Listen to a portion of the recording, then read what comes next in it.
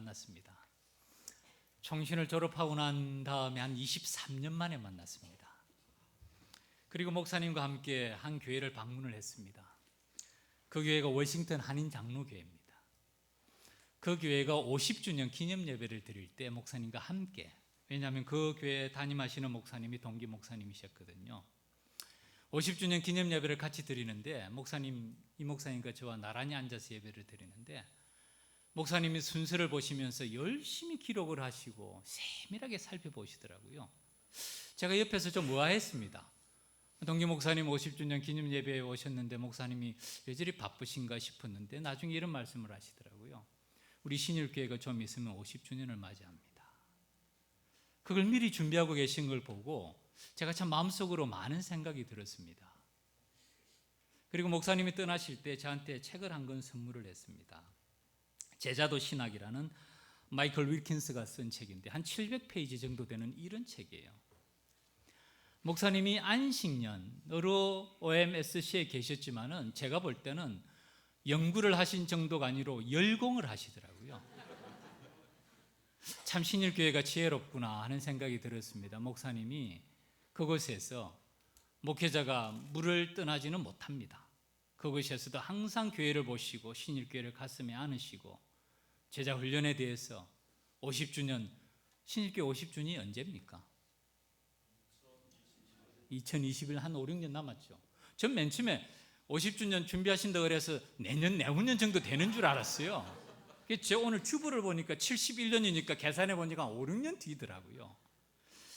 목사님께서 사실 학교에 다니실 때도 학구적일 뿐만 아니라 교회 사역에 남다른 관심이 있으셨는데 졸업하고 난 다음에 23년 만에 만났지만 그 열정이 조금도 변하지 않고 오히려 더 깊어진 것을 보고 제가 깊은 감동을 받았습니다. 교회가 좋은 목회자를 만나는 것은 축복이죠. 목회자도 사실 좋은 교회를 만나는 건 축복인데요, 오늘 시대에는 교회가 좋은 목회자를 만나는 것은 이건 엄청난 축복인 줄 믿습니다. 목사님과 함께 날마다 새로워지는 그런 신일교회가 될 줄 믿습니다. 우리 옆에 분하고 이렇게 인사하시기 바랍니다. 착하게 삽시다. 착하게 삽시다. 평신도 훈련 받으시려고 시작하시는 분이 이 가운데 무슨 조폭 있겠습니까? 조폭 없으시죠? 다 착하신 분들입니다. 오늘 말씀의 제목이 착한 사람 바나바입니다. 이 얘기를 좀 하고자 합니다. 오늘 읽은 본문은 안디옥 교회에 관한 내용입니다. 이 안디옥 교회는 특별한 교회였어요.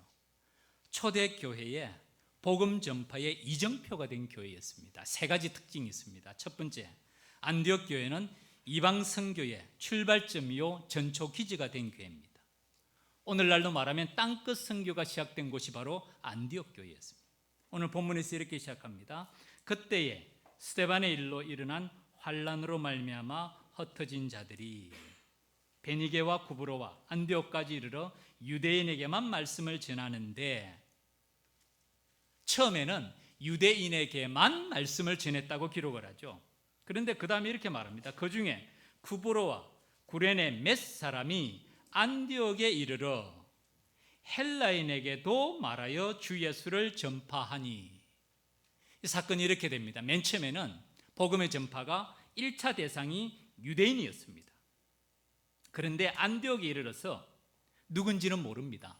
무명의 몇 그리스도인들, 몇 명의 그리스도인들이 구브로와 구레네 몇 사람이 안디옥에 이르러 헬라인에게도 말하여 주 예수를 전파하니, 이 헬라인이라는 것은 1차적으로 헬라파 유대인을 말하지만은 이방인을 총칭하는 말입니다.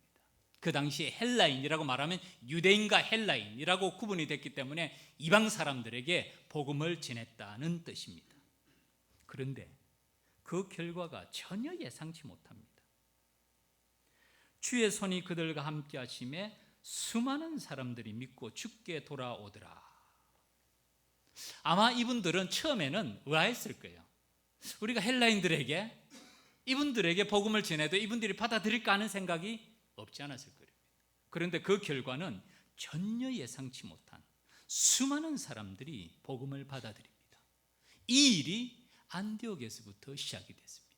이 사건은 우리가 잘 아는 대로 사도행전 1장 8절의 말씀, 오직 성령이 너에게 임하시면 너희가 권능을 받고 예루살렘과 온 유대와 사마리아와 땅 끝까지 이르러 내 증인이 되리라는 이 말씀의 성취이자 시작이었던 것입니다.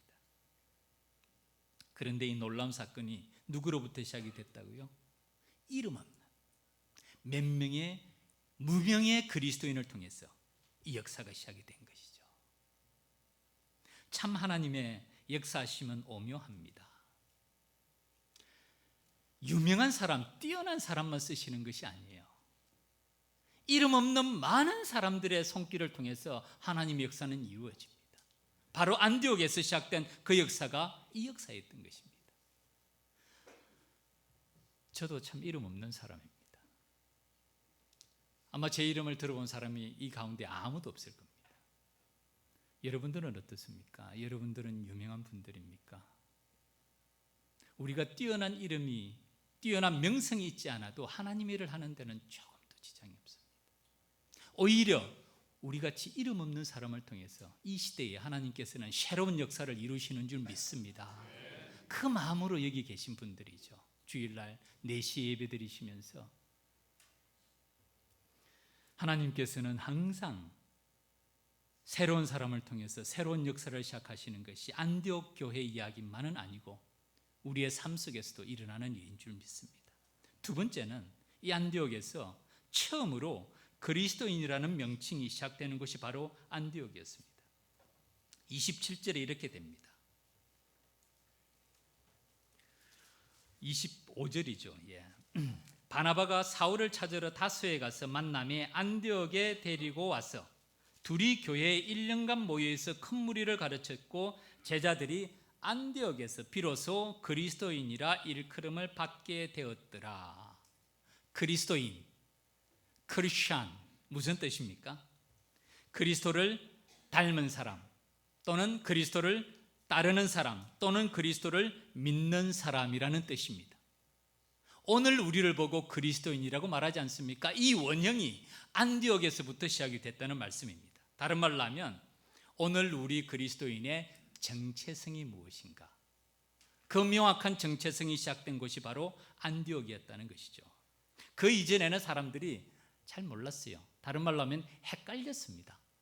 유대교와 예수를 따르는 사람들이 어떻게 다른가? 유대교의 한 분파인가? 저 사람들은 무엇이 다르지? 하는 생각을 가지고 있었는데 안디옥에서부터 복음에 대한 분명한 이해, 그리스도인에 대한 분명한 이해가 이곳에서부터 시작이 된 것이죠. 그리고 세 번째, 안디옥 교회는 파송된 교회가 파송한 교회를 돕는 일이 시작이 됩니다. 맨 마지막 부분입니다. 그때 선지자들이 예루살렘에서 안디옥에 이르니 그 중에 아가보라는 한 사람이 일어나 성령으로 말하되 천하에 큰 흉년이 들리라니 글라우디오 때에 그렇게 되니라. 로마 역사를 바라보면 글라우디오 황제는 로마의 4번째 황제입니다. 첫 번째가 우리가 잘 아는 아우구스투스 황제죠. 두 번째가 티베리우스입니다. 세 번째 황제가 칼리굴라고 4번째 황제가 바로 글라우디오 황제입니다. 그리고 5번째 황제가 우리가 잘 아는 네로였어요. 그러니까 4번째 황제, 이때 실제로 일어났던 일인데 이때 이 안디옥 교회가 예루살렘 교회를 돕습니다. 바나바와 바울을 파송합니다. 그리고 그 교회를 돕는, 오늘날로 말하면 선교지에 세운 교회가 본 교회가 어려울 때 돕는, 도울 수 있을 만큼 성장한 교회가 바로 안디옥 교회였다는 것이죠. 그 다음에 질문은 이것입니다. 어떻게 해서 안디옥 교회가 이런 놀라운 교회가 될 수 있었을까요? 시작부터 안디옥 교회가 좋은 일만 있었던 것은 아닙니다. 오히려 반대였습니다. 안디옥 교회는 어려운 상황 가운데서 시작이 됐습니다. 우리 사자성어 가운데서 전화위복이라는 말이 있죠. 화가 변하여 복이 된다는 뜻이죠. 바로 안디옥 교회에서 일어난 역사가 전화위복의 역사였어요. 맨 처음에는 어려운 일이 어떻게 시작이 되냐 그러면 그때의 19절 말씀입니다. 스데반의 일로 일어난 환난으로 말미암아 흩어진 자들. 우리가 잘 아는 대로 스데반의 일은 기독교 역사상 최초의 순교의 사건이었습니다. 이것은 신호탄이었어요. 이 스데반의 순교 사건을 시작으로 해서 유대교는 본격적으로 기독교를 탄압하기 시작합니다. 그리고 이런 박해를 피해서 많은 그리스도인들이 흩어졌습니다. 그 흩어진 장소가 베니게와 구브로와 안디옥까지 이르러, 여러분 간혹 우리 뉴스를 보죠. 아이시스를 압니다. 참 대단한 테러리스트들입니다. 국가를 이슬람 스테이트라는 국가를 건설하는데 그 가운데서 많은 사람들이 난민이 되지 않습니까? 피난민, 난민. 정든 고향과 집과 자기의 삶의 터전을 떠나서 어디를 정착해야 될지 모르고 떠도는 사람을 난민이라고 말합니다. 우리 부모님 때는 한국 전쟁의 경험이 있지 않습니까? 피난민들. 얼마나 힘든 시대입니까? 힘든 시기입니까? 바로 지금 안디옥 교회가 시작되었던 일이 이 일이었던 것입니다. 환난으로 말미암아 흩어진 자들, 오늘날로 말하면 난민들이었어요. 신앙을 지키기 위해서 그 박해를 피해서 고향을 떠나고 집을 떠났던 사람입니다. 제가 사는 지역이 펜실베니아입니다. 펜실베니아가 동부 쪽에 있습니다. 특별히 제가 해리스버그에 사는데요, 그곳은 블루 마운틴이라고 산맥이 있습니다. 어떻게 보면 참 산이 많은 지역입니다. 그래서 간혹 그 지역에 오시는 분들이 참 목사님 참 동네가 조용하고 시골 같습니다, 그런 얘기를 하면 제가 정색하라고 말합니다. 목사님, 여기는 절대로 시골이 아닙니다. 여기는 산골입니다. 잔디가 참 많아요. 그 가운데서 봄이 되면 항상 보는 우리 꽃이 있죠. 노란 민들레가 피어나지 않습니까? 민들레의 추억들을 다 가지고 있죠. 민들레 꽃이 지고 나면 하얀 봉우리가 남습니다. 그것을 하나 툭 따서 후 불면 어떻게 됩니까? 민들레 꽃이가 사방으로 퍼집니다. 그리고 그 이듬해에 가보면 그 지역에는 더 많은 민들레가 피어나는 것을 우리가 봅니다. 성경학자들은 예루살렘 교회의 핍박, 스데반의 순교 사건을 바로 이렇게 봅니다. 복음 전파를 위한 하나님의 섭리의 손길이었다. 박해를 피해서 떠난 제자들로 인해서 마치 흩어진 꽃씨처럼 복음이 사방으로 펴져간 것이죠. 이런 환난과 어려운 시기였지만은 그 너머에는 하나님의 섭리의 손길이 있었던 것입니다. 그 섭리의 손길을 인해서 환난과 핍박이지만은 오히려 복음이 전파되는 놀라운 하나님의 숨은 계획이 있었던 것입니다. 저는 이 말씀을 보면 오늘 우리 시대를 생각합니다. 참 오늘도 어려운 세대입니다. 그렇지 않나요? 우리가 사는 이 세대도 쉬운 세대가 아닙니다. 환난의 시대를 살아갑니다. 제가 인터넷 사이트를 통해서 우리 신일교회 홈페이지를 찾아봤는데요, 지난주인가 그 지지난주인가 목사님의 목회 칼럼에 제목이 죄송합니다 라는 칼럼에 글이 있더라고요. 제가 그 글을 읽어봤습니다. 목사님이 왜 죄송합니까? 한국 사회를 발칵 뒤집어 놓은 한 사건이 있었죠.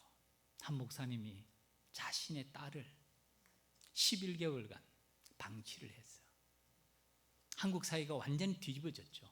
한국 사회만 뒤집어진 거 아닙니다. 소식은 미국이 더 빠릅니다, 여러분. 미국도 뒤집어졌어요. 제가 그 기사를 읽기 전에 다른 분이 읽고 제게 그 말씀을 하더라고요. 저도 고개를 들 수가 없었습니다. 한 권사님이 그러더라고요. 목사님, 정말 이러면 전도하기가 힘들어요. 그분은 정말 사명을 가지고 노방전도를 하시는 분인데 노방전도가 뜻밖에도 결실이 여러 번 많습니다. 그런데 이런 일이 일어나면 반응이 싸늘하게 달라지는 것을 피부로 느끼는 것이에요. 한마디로 말하면 너나 잘하세요. 오늘날 참 어려운 세대를 살아갑니다. 목사님이 왜 죄송합니까? 목사님이 그랬습니까? 그럼에도 불구하고 남의 일이라고 또 말할 수도 없잖아요. 또. 한국뿐만 아니라 미국도 마찬가지입니다. 2015년 6월 26일을 저는 잊을 수가 없습니다. 청교도 정신으로 세웠던 미국이 청교도 정신의 조종을 울리는 사건이 발생합니다.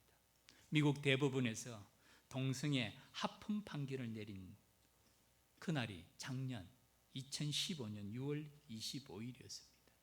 파장이 큽니다. 아마 지금도 계속되고요. 어쩌면 그것은 앞으로도 계속될 것입니다. 우리가 살아가는 시대가 어렵습니다. 정말 우리가 어떤 시대를 살아가고 있는지를 우리도 경각심을 가지고 잘 지켜봐야 됩니다. 그러나 그럼에도 불구하고 이런 시대 가운데서 우리에게도 여전히 새로운 기회가 있습니다.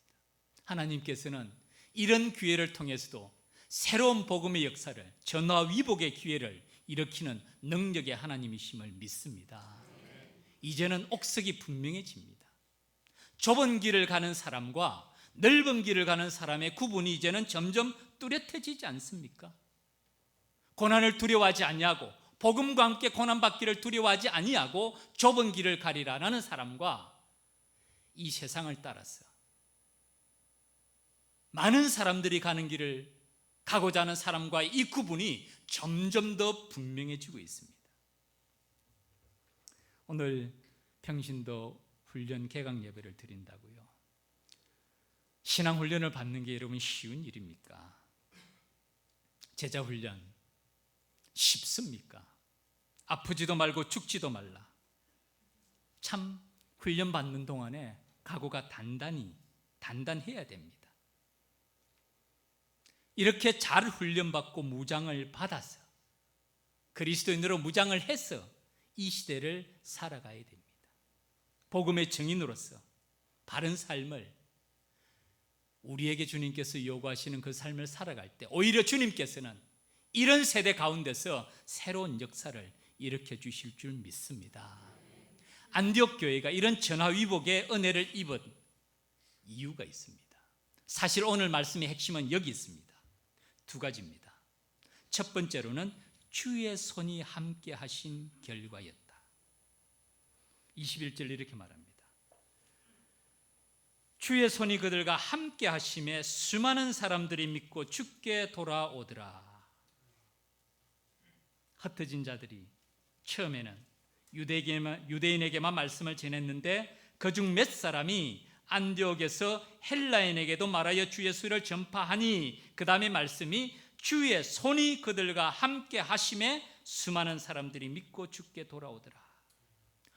여러분, 복음의 역사는 주의 손이 함께 하실 때만이 가능한 일임을 믿습니다. 이것이 성령의 역사입니다. 성령의 역사가 함께하지 아니하시면 우리는 우리 스스로의 힘으로 복음의 능력을 감당할 수 없습니다. 어쩌면 성령의 능력이 함께하지 않았다면 우리 기독교 역사는 네로 시대를 넘기지 못했을 거예요. 유튜브에서 로마 제국을 한번 찾아보십시오. 쾌락의 제국 로마를 한번 보십시오. 정말 처절한 박해가 있었습니다. 지금의 바티칸, 그곳이 인간 횃불이 달린 곳이었어요. 인간 횃불이 뭡니까? 그리스도인들을 산채로 화형을 시키고 그 시체로 횃불을 만든 곳이 바티칸 언덕이었습니다.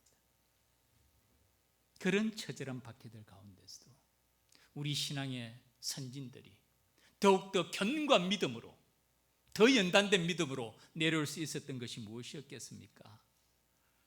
주의 손이 함께 하신 결과임을 믿습니다. 성령의 역사가 함께 할 때 우리의 눈이 열려지고 귀가 열려지고 마음이 열려지면서 눈으로 보는 것이 전부가 아니구나. 우리가 이 땅에 있는 것이 이것이 전부가 아니구나. 정말 우리가 나그네와 행인처럼 살아가구나. 영원한 본향을 향해서 이 땅에 있는 삶이 아무것도 아닌 것은 아닙니다. 우리가 이 땅의 삶을 살면서도 최선을 다해야 됩니다. 그러나 이 땅의 삶만이 전부가 아니라 영원한 삶이 있다는 것을 바라볼 수 있는 눈이 열려지는 사람들이 성령의 사람들이고 주의 손이 함께 하실 때 그런 눈을 열어주실 줄 믿습니다. 제가 1995년에 미국을 갔습니다. 그러니까 지금 벌써 21년이 됐죠. 그동안에 교회 사역을 하면서 참 많은 경험이 있었습니다. 우리 목사님 신일교회 2001년부터 계셨죠. 지금 14년, 15년 되셨죠. 제가 해리스burg 한인 장로교회를 2003년부터 사역을 시작했으니까요, 한 12년 7개월 정도 사실은 됐습니다.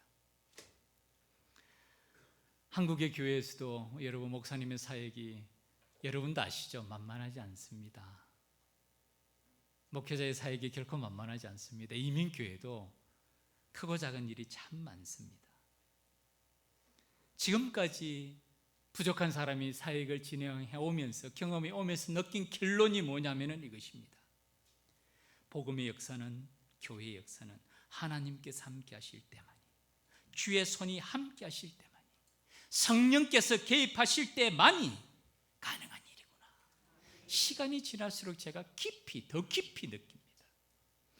여러분, 스룹바벨이라는 사람을 기억하십니까?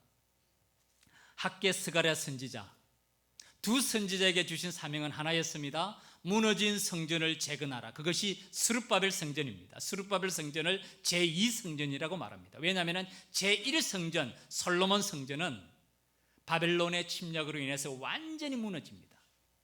그리고 바벨론의 포로로 다 끌려간 다음에 1차 포로 귀환에서 돌아온 사람이 스룹바벨이고 그와 함께 5만 명 정도가 귀환합니다. 그들에게 주어진 제1의 사명이 무너진 성전을 재건하라. 학개 스가랴 선지자가 이 스룹바벨에게 이 무너진 성전을 재건하라면서 하신 말씀이, 여호와께서 스룹바벨에게 하신 말씀이 이러하니라. 스가랴서 4장입니다. 만군의 여호와께서 말씀하시되 이는 무너진 성전을 재건하는 이 일은 힘으로 되지 아니하고 능력으로 되지 아니하고 오직 나의 영으로 되느니라. 큰 산아 네가 무엇이냐? 네가 스룹바벨 앞에서 평지가 되리라. 아멘.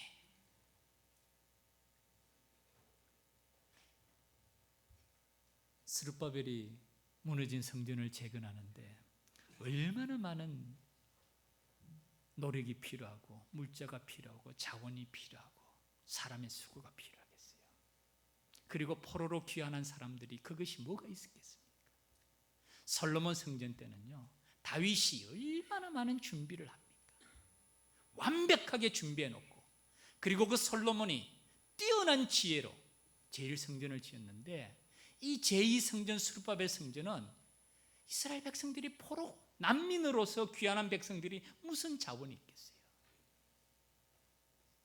그런 가운데서도 스가랴 선지자는 스룹바벨에게 주신 말씀이, 만군의 여호와께서 말씀하시되 이 일은 사람의 힘으로 되지 아니하고 사람의 능력으로 되지 아니하고 오직 나의 능력으로 되느니라. 저는 이 시대의 목회자로서 우리 함께 동력하는 우리 목회 동력자들을 바라볼 뿐만 아니라 우리 평신도 동력자들 여러분들을 같이 바라보면서 제 마음속에 느끼는, 확신하는 한 가지 사명은요, 우리 모두에게 주신 사명은 이것입니다. 무너진 성전을 재건하라. 내년이 2017년이 되면요, 종교개혁 500주년이 됩니다. 1517년에 종교개혁이 시작되지 않았습니까? 종교개혁이 500주년이 되는 데가 내년인데, 오늘날 우리 교회 모습을 한번 보십시오. 어떻습니까? 정말 우리 신앙의 선조들이 성경으로 돌아가라, 오직 하나님께 영광, 오직 은혜, 오직 믿음으로 외쳤는데, 우리 시대에 와서 정말 그 종교개혁의 정신이 오늘날도 여운의 불길처럼 교회마다 일어납니까? 한국이나 미국이나 교회 안팎으로 참 오늘날 교회가 무너져도 철저하게 무너져가는 모습을 봅니다. 어떻게 다시 세울까요? 어떻게 다시 세울 수가 있을까요? 우리 가슴 속에 깊이 새겨지는 말씀 아닙니까? 사람의 힘으로 되지 아니하고 사람의 능력으로 되지 아니한다. Not A, but B. 영어 문장 아시죠? A가 아니고 not A, but B. 오직 B라는 것입니다. 우리가 생각하기에는 not only A, but also B. A뿐만 아니라 B. 사람의 힘과 능력과 그 위에 하나님의 능력이 임하는 것이 하나님의 역사가 이루어지는 것이라고 생각하는데, 그렇게 말씀하지 않아요. Not A, 사람의 힘과 사람의 능력이 아니라 오직 하나님의 능력. 하나님의 역사는 여기에서부터 시작하는 줄 믿습니다. 평신도 훈련을 받으시면서 하나님의 말씀을 통해서 내 힘과 내 능력이 아니라 하나님의 능력이 나를 통해서 나타나도록, 그것이 하나님께서 쓰시는 사람이고 그것이 하나님의 역사인 줄 믿습니다. 이 땅의 교회는 다 불완전합니다. 여러분, 완전한 교회 없습니다. 우리 신일교회 우리 목사님께서 전력 투구하고 제자 훈련을 통해서, 평신도 훈련을 통해서 교회를 새롭게 해가시고 날마다 새로워지는 교회임을 압니다. 우리 목사님하고 만나도 교회 어려운 얘기 목사님 입 밖에도 안 내요. 그래서 전 교회에서 어떤 일이 있는지 전혀 모릅니다. 그렇지만은 목회자로서 압니다. 이 지상에 완전한 교회는 없습니다. 크고 작은 어려운 일들이 있을 것입니다. 그 문제들을 어떻게 해결할까요? 사람이 해결할 수 있을까요? 오히려 사람이 해결하고자 하면 해결하고자 할수록 더 어려워지는 것이 교회 일이 아닌가라고 생각합니다. 정말 교회의 크고 작은 일 후유증 없이 깨끗하게 해결되는 길은 주의 손이 함께 하실 때만이 후유증 없이 깨끗하게 해결될 줄 믿습니다.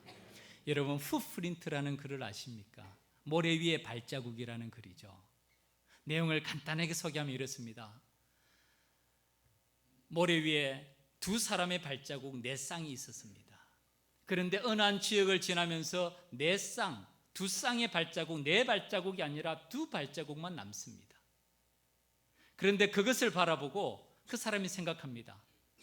하나님, 저 내 두 발자국만 남아있을 저 때는 내가 가장 어려웠을 때인데 주님 나와 늘 동행하시겠다고 하셨는데 내가 가장 어려울 때 주님은 어디 계셨습니까? 라는 질문을 합니다. 그때 주님께서 뭐라 그러시죠? 아시죠? 그것은 너의 발자국이 아니라 나의 발자국이라.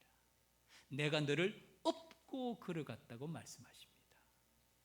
이것이 우리 삶 속에 임하시는 주의 손길의 은혜인 줄 믿습니다. 우리 개인의 삶도 마찬가지 아닙니까? 여러분, 내가 아무리 열심히 일한다고 해도 모든 문제를 내가 해결할 수는 없습니다. 그렇죠? 물론 내가 최선을 다해서 살아야 됩니다. 최선을 다해야 됩니다. 사람의 능력을 과소평가해서도 안 됩니다. 그러나 결코 과대평가해서도 안 됩니다. 내가 최선을 다할 뿐만 아니라 그 위에, 그보다 먼저 주의 손이 함께 하실 때 우리의 삶은 새롭게 변화될 줄 믿습니다. 야베스의 기도를 기억하시죠? 원컨대 주께서 내게 복에 복을 더하사 나의 지경을 넓히시고 그 다음에 뭐라 그러죠?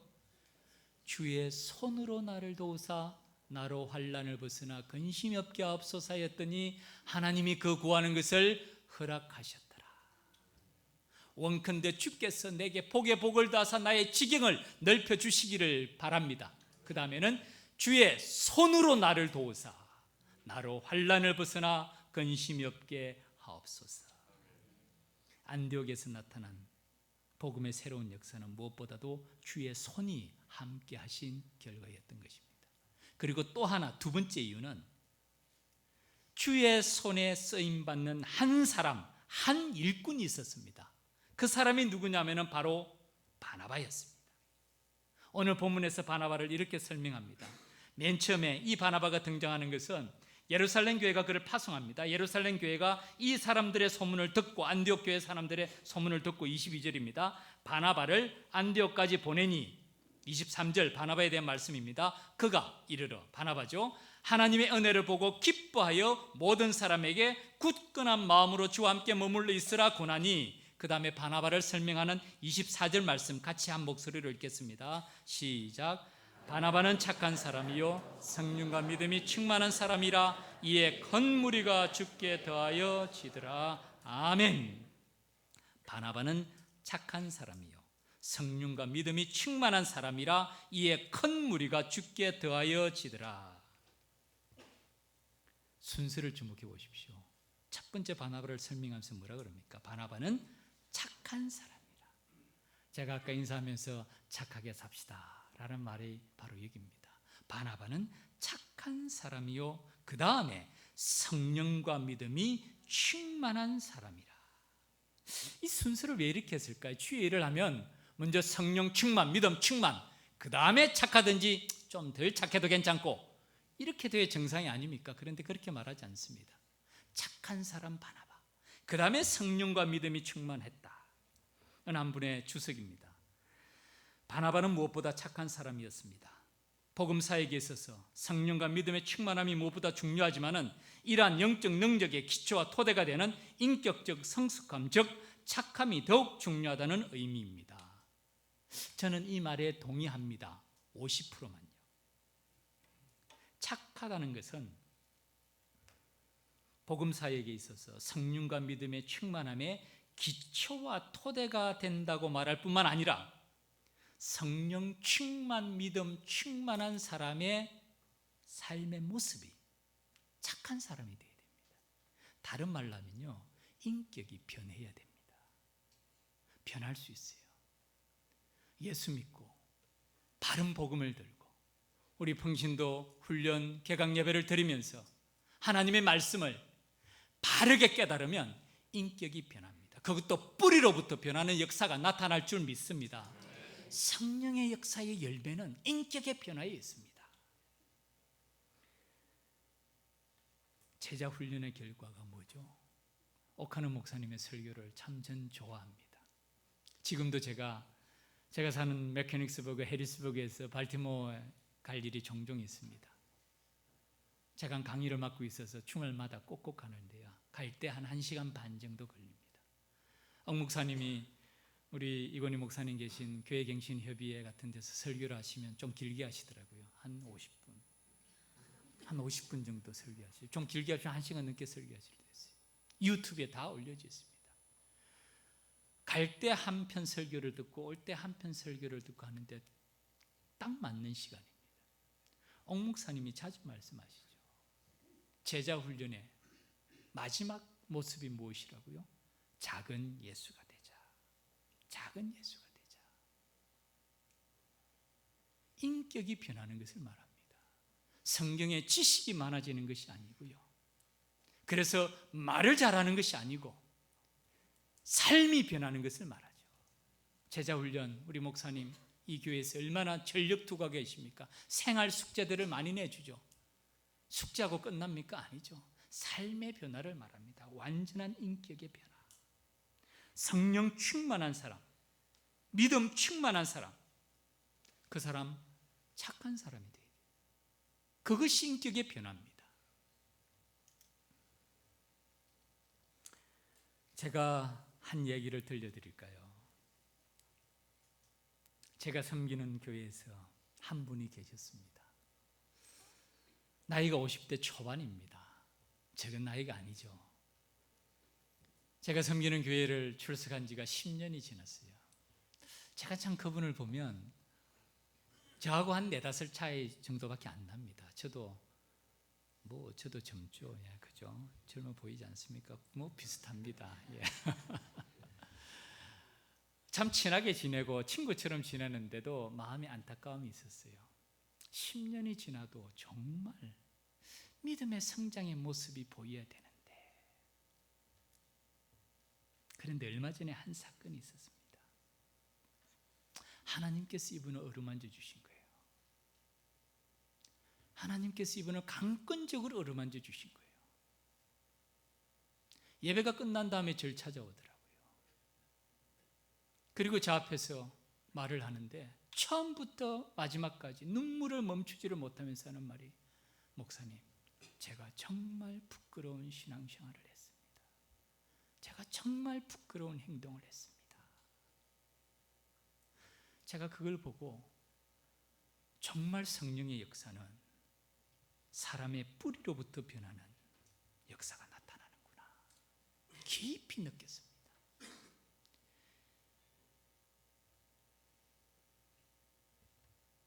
바나바는 착한 사람이요 성령과 믿음이 충만한 사람이라 이에 큰 무리가 주께 더하여지더라. 안디옥 교회가 놀라운 역사가 일어났던 것은 이런 사람 한 사람이 있었습니다. 이 한 사람을 통해서 교회 전체가 복음의 역사의 새로운 장이 시작이 되었던 것이죠. 성경의 역사는 참 놀라운 역사가요, 놀라운 일이, 하나님께서는 항상 수많은 대중을 사용하시지는 않으세요. 그랬다면 예수님께서 제자를 12만 훈련시키셨겠습니까? 12만 명을 훈련시켜 놔도 부족하지 않겠어요? 하나님의 역사는 그런 거 아닌 것 같아요. 다수를 움직이지는 않습니다. 한 사람을 변화시키는데 그 한 사람을 통해서 엄청난 역사를 일으키십니다. 요셉을 보십시오. 요셉 한 사람을 통해서 야곱의 온 가문이 구원을 받고, 그리고 그 사람들이 이스라엘 민족의 기초가 됩니다. 모세 한 사람을 보십시오. 출애굽의 역사가 모세 한 사람을 통해서 이루어지지 않습니까? 다윗 한 사람을 통해서 이스라엘의 나라의 기초가 세워집니다.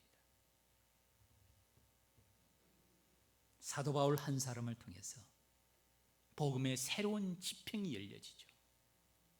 오늘날 이 시대에도 우리 주님께서 쓰시는 한 사람을 통해서 새로운 역사가 나타나는 줄 믿습니다. 우리 신일교회, 제가 목사님하고 농담을 좀 했습니다. 목사님, 교회 딱 들어오니까 벌써 분위기가 포스가 느껴집니다. 와, 부흥하는 교회가 분위기가 다르네요.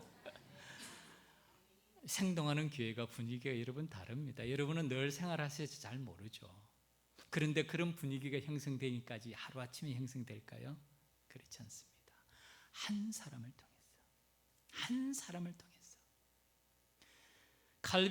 요한 칼빈이 이런 말을 했습니다. 하나님께서는 이 땅에 하나님의 교회를 세우셨다. 그러나 하나님은 눈에 보이지 아니하시는 분이다. 그 하나님의 뜻을 나타나기 위해서 하나님께서는 목회자를 교회에 세우셨다. 우리 종신에서 공부할 때 우리 이 목사님이나 저나 우리 목회자들이 무슨 신적인 존재라고 생각하는 사람은 아무도 없습니다. 그러나 하나님께서는 목회자를 통해서 그 교회에 하나님의 뜻을 나타내시는 줄 믿습니다. 그것이 목회자의 사명이에요. 목회자도 많은 불완전함이 있습니다. 약함이 있습니다. 우리 평신도 동역자들이 목회자의 부족한 점, 약한 점을 바라보면서 그 허물을 덮어주고 함께 동역할 때는 목회자를 동역하는 차원이 아니라 하나님의 일을 동역하는 차원이 됨을 믿습니다. 그것이 놀라운 역사 아닙니까? 목사님과 함께 사역을 하지만은 그 목사님과 동역하는 관계를 뛰어넘어서 하나님의 일을 동역하는 그런 관계의 수준까지 오르는 것이 얼마나 귀한 일입니까? 제가 마음속에 늘 생각하는 말씀이 이사야서 60장 말씀입니다. 그 작은 자가 천을 이룰 것이고 그 약한 자가 강국을 이룰 것이라. 때가 되면 나 여호와가 속히 이루리라. 이사야서 60장 22절. 그 작은 자가 천을 이루고 그 약한 자가 강국을 이룰 것이라. 때가 되면 나 여호와가 속히 이루리라. 이 제자 훈련 철학이, 평신도 훈련 철학이 여기에 녹아 있지 않습니까?